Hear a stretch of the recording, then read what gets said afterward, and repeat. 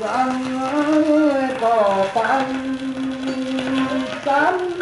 đèn nó sắm ta cánh ta ngắn lòng thì đẹp hướng chẳng bỏ cái ngắn lòng nên sống chẳng ra hồ ăn đúng có ơi tại có chú hỏi chú ấy là làm chính cái lòng tôi lòng cái lòng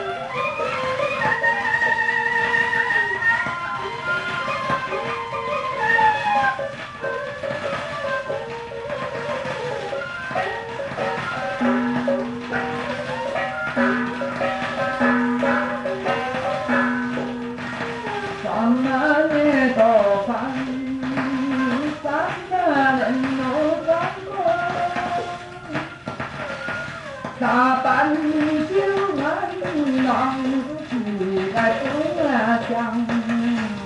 có cái ngắn lòng